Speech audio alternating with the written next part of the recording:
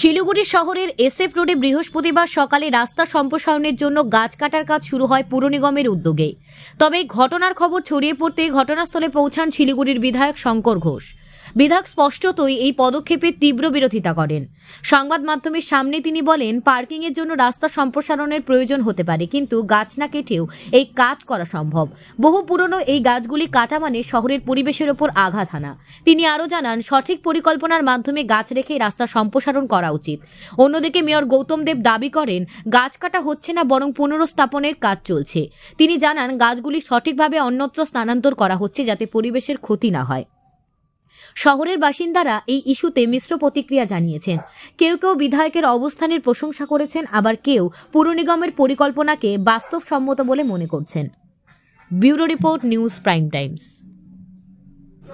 শহরের মেয়ররা সারা দেশে নিজের শহরে যখন গ্রিন কভার বাড়ানোর প্রচেষ্টা নিচ্ছে, আমাদের শহরের সম্মানীয় মেয়র গৌতম দেব মহাশয় একজন পরিবেশ বিদ্বেষী, উদ্ভিদ বিদ্বেষী মানুষ হিসাবে শহরের গাছ কাটছেন। এর আগেও আমি প্রতিবাদ করেছিলাম। আজকে আমার লিডার অফ অপোজিশন খবর দেয় অমিত জৈন, আমি এসজেডিএ যাওয়ার বদলে এখানে এসেছি।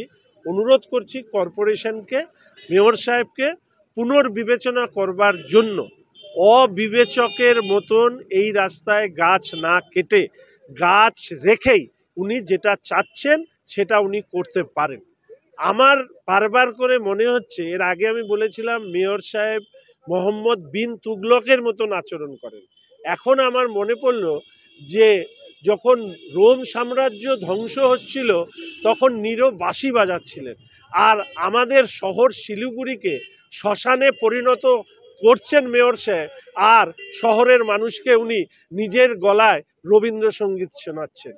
এ এক অদ্ভুত সিমিলারিটি। তাই সেই জায়গায় দাঁড়িয়ে আমরা চাই যে এই সিদ্ধান্ত পুনর্বিবেচনা হোক, কারণ এই রাস্তা না এনএইচ, না স্টেট হাইওয়ে, না এই রাস্তায় এমন ট্রাফিক জ্যাম হয় যার জন্য এই রাস্তার সম্প্রসারণের প্রয়োজন।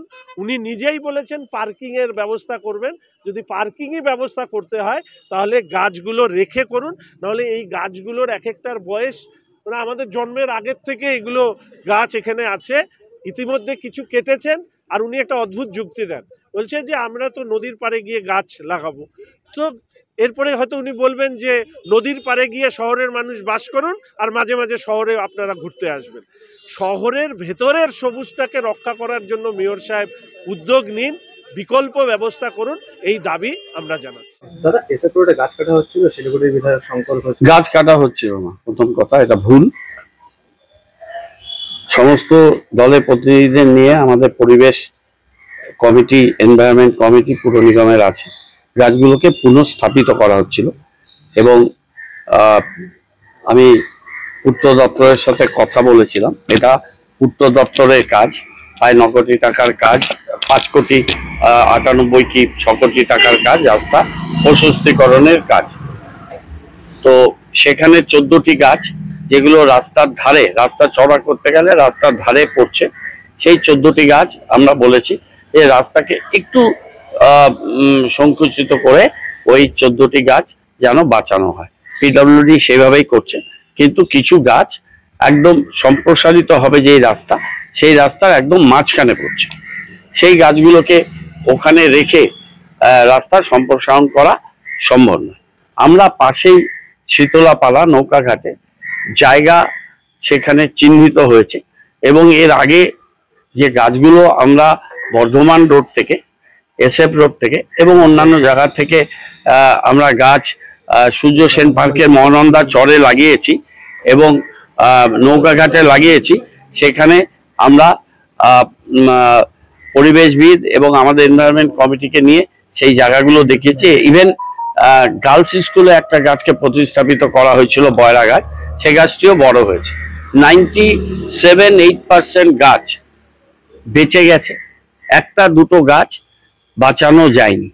আমরা অত্যন্ত যত্ন সহকারে এই কাজটা করছি।